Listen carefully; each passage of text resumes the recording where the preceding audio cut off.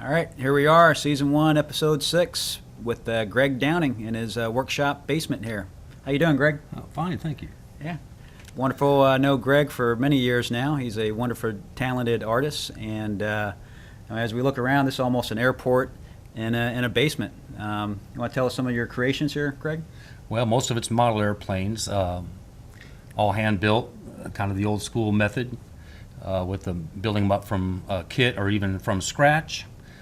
Mostly wood, and then the old school paint jobs and the covering instead of using monocoat film. And some of the planes I put so much effort into that they end up being used for static only, and the others are to be flown. But it's all about the building. So how long have you been doing this, Greg? It's been since I was age 10. I suppose Dad kind of got the bug going at about age 5, flying control line with him, and then a control line led to some of the scratch-built free flights and other planes through my teens, and then I found out about radio control airplane flying at about age 30. Okay. So I know not all of our viewers know everything about RC airplanes. You mentioned some of the control lines and different RCs. Can you maybe explain for the viewers a different type of airplanes that you build, the RCs? Well, the type that I build are radio control and control line. Okay. Radio control covers all different facets. You have aerobatics, you can have radio control gliders, warbirds, which is considered scale flying. There's a lot of different facets of free flight and control line and of radio control models. Okay. Do you have one in particular? I know I'm looking around, I see P-40s, we see, Corsair over here, I think? Or, I'm sorry, That's a Thunderbolt. Thunderbolt, Mm-hmm. okay. And, those are the models that are static, and I keep them for display only. They're not to be flown, as I have 275 or maybe even 300 hours into building each model. Okay. And I see you have one over here. What's the latest one you're building here? That is called a Metal Hawk, and I had designed it myself. It's going to be a flyer, radio control, almost an 8-foot wingspan. It's a biplane. Okay. And I've taken all my favorite things about World War I airplanes, and I've grouped them up into my own design, and I've made all my drawings, and I'm in the middle of building it now with about 120 hours into the carpentry part of it at this point. Pretty amazing. So Greg Downing designed Metal Hawk. Metal Hawk. Metal Hawk. That's the name of it. So how'd you come up with that? I mean, just... well, I'm a lover of the World War I planes, and I like the scallops and the open cockpit, the open fuselage, the big blunt front end on the cowling. This model was basically designed from the very front and back because I started off with a plastic food dispenser cover for baked chickens you might find at the store. There it is over there. Right. That's the cowling. So that's where I started my design. That's pretty innovative, yeah. So you don't have to really spend a ton of money, I guess. You can sort of create, and I know we were looking at some stuff before we started shooting that you have things you find in trash that you build. Oh, some found object artwork. You can use small things that you keep. There's a whole drawer full of small things I've kept over the years. But it just makes for nice details to keep that stuff on hand. I guess the hip thing to say now, it's repurposed. Yes, that is, one person's trash is another person's treasure, and it's repurposed. Yeah, recycle, repurpose, reuse. It's an old saying.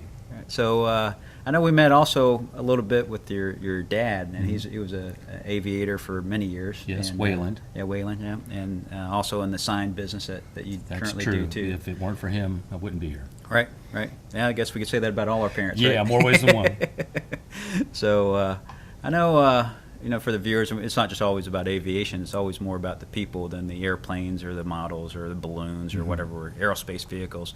I know your dad has a pretty neat story, and since we're a St. Louis-based film crew, recording crew, I don't know if you want to talk about his story and working at AB and the old days in the sign company. And I mean, it's a pretty interesting story, too. Well, the sign industry has changed as much as any industry has changed. Yeah.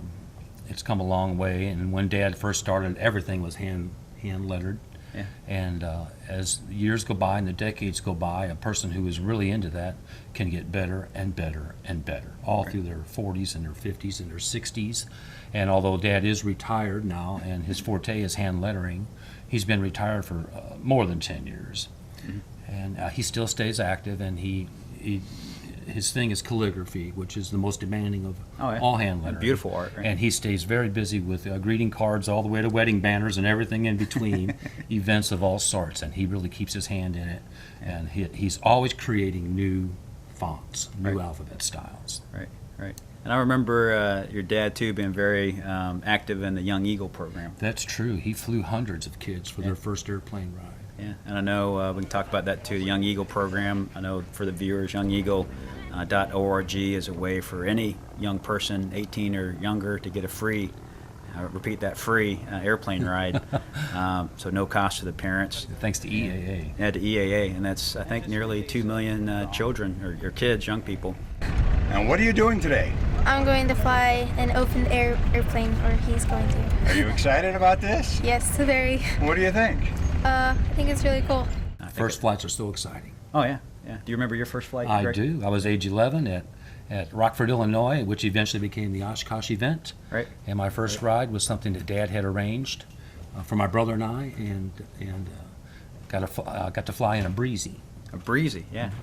And that's pretty amazing for the viewers, too. I mean, that's a little bit of history, too. A lot of people think Oshkosh, you know, the AirVenture EAA has always been there, the convention, as they know, but really Rockford is sort of where it started, Rockford, Illinois. So, and you're probably one of the becoming fewer and fewer people that ever went to Rockford at an EAA convention. That's true. So maybe you can share a little bit of that experience as an 11-year-old when you were there. Well, it was, you know, when you're 11, everything is new and exciting, and just going to the air show was great. And Right. the airplane ride that Dad arranged was a surprise to us. We didn't know it was coming, and he said, tomorrow morning you're going up in the air. So I still remember being strapped in. There was no cockpit at all. You're Right. basically sitting in seats out in the wind, and it's a pusher, so the view was very clear out front, and I remember every moment of it. And a Breezy is an apt name for that airplane, and why is that? Well, because it's a welded tubular steel fuselage with no covering on it at all, and the engine is up on top of the wing, Right. and although it's a tricycle gear, it sits high, and you're just right out in front in the wind. Right. It's a good name for it, Breezy. I know you told me one time, I think you said it looks like a radio Tower had tower fallen antenna down. had fallen down and put Yeah. some wings on it and an engine and just flew it. So Yeah. I can imagine as an 11-year-old being at your first airplane ride. It Yeah, must have been it was great. bright yellow. It had wicker seats, and the pilot had a boat wheel for for the yoke. Did he have a little captain's hat turned backwards or something? He too? did. He did. Yeah. I truly think that's the spirit of aviation and people sharing it. You know, I can imagine as an 11-year-old kid. It's getting a been in ride my like blood that. ever since. Yeah, yeah, and we can see it in your workshop here, and you carry it on, you know, pass it on too, you know, all the things that you do. So, yeah, we talked about your project here, and I know we have some other things that's totally not an airplane; it's an aerospace vehicle. You're strictly business airplane back here. We looked at before we started shooting. You want to share with the audience on how you came up with that design too? That's a Greg Downing design too. I built this to get away from the ordinary model airplane building that I do every winter. I wanted an art project, and there is a facet of art that is called found object art, and I happen to have a lot of stuff I saved. This rocket is made of mostly small things that regular people just throw away, and things like Venetian blind pull. This is a Bic shaver handle. That's a stereo knob and a mustard cap. Shish kebab stick.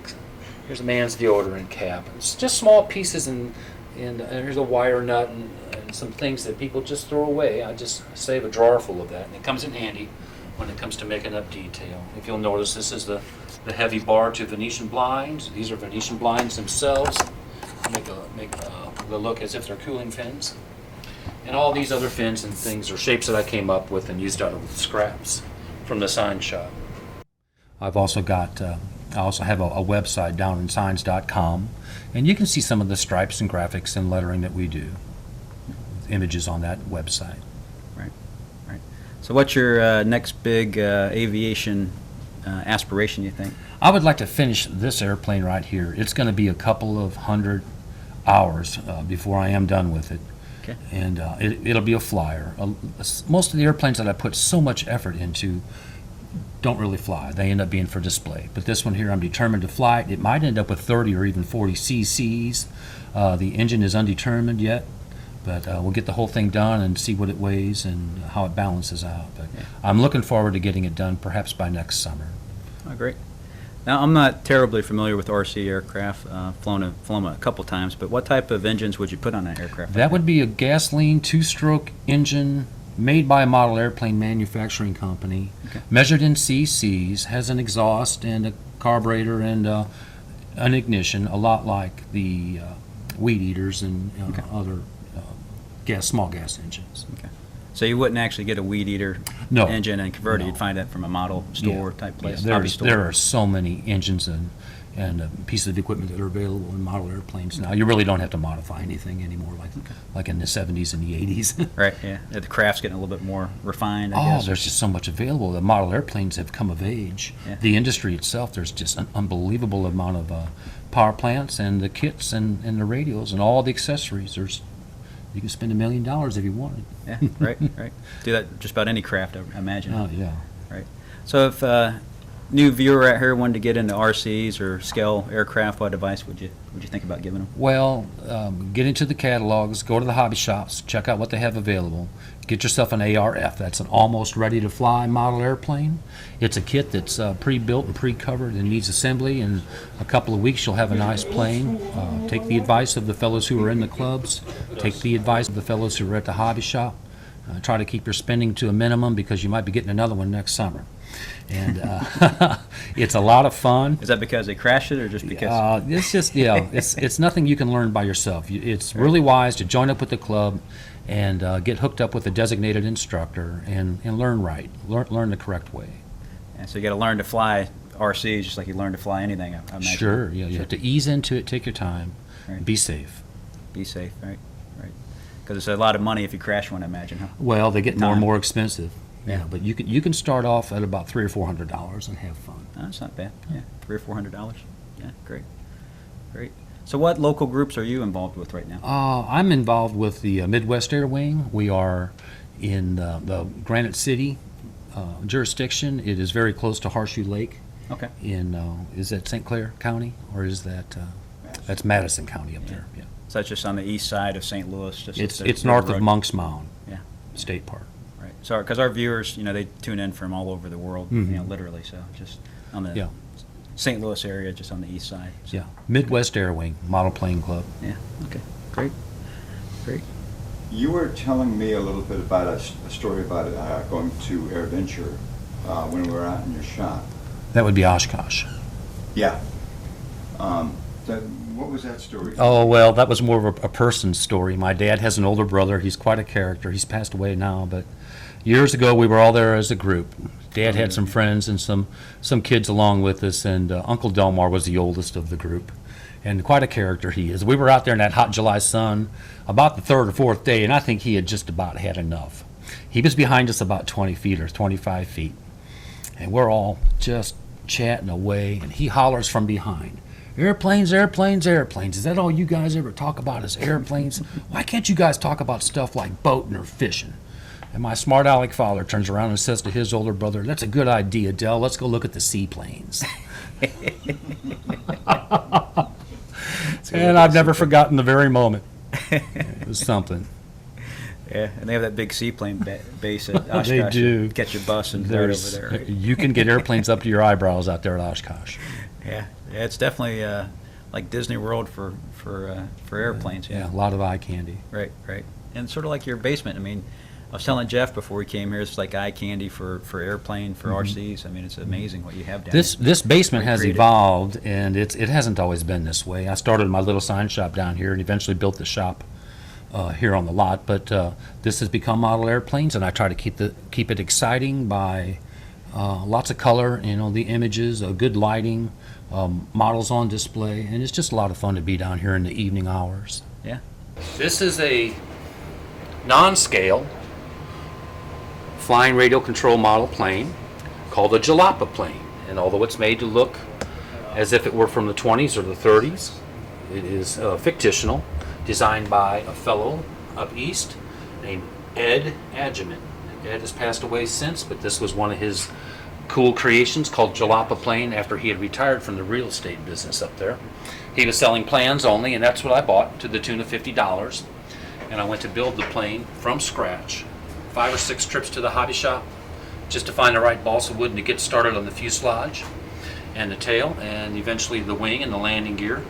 All of it being very involved and scratch built, it's going to take more time. It's finished with paintable iron-on fabric and must be painted with primer, and I used automotive enamel. All the maroon and gold is automotive enamel sprayed, and all the red and black is hand pinstriped with a brush. I hand carved the pilot, and I have a whole day in the instrument panel alone. And although the wheels have really been abused and are broken up a little bit, originally they were handcrafted spoke wheels. And I think, Greg, to be honest with you, I mean, we know, like I said, known each other for a long time now, or for several years, and your family, your dad, is that you guys are always so positive. I mean, it's always so nice to come over here and see you, and it's not just about airplanes. Our Fly Now projects that we're doing, it's always more about the people than the airplanes, the whatever. Mm-hmm. And that's, I think, is the thing I really enjoy and receive. I think is that positive energy when I see the Downings. Sure. Yeah, camaraderie, friendship, family. We all know people are number one. Right. And that's sort of the EAA spirit also, and what we like to share. So, what's your favorite one you want? I'd say my most recent, the Thunderbolt. Okay. I intended to get that down off the hook there and put it on the floor for you guys and take a couple pictures. But that's my latest, is that Thunderbolt, which has got just about 300 hours in it. Okay. Just like what's the designator on that? That's a P. It's P-47. P-47. Mm-hmm. Okay. Its nickname was the Jug for the shape of its front end. So, Greg, I know we were talking before about your P-47 and how just something you always wanted to do, and you want to share with us that story about how that came to be.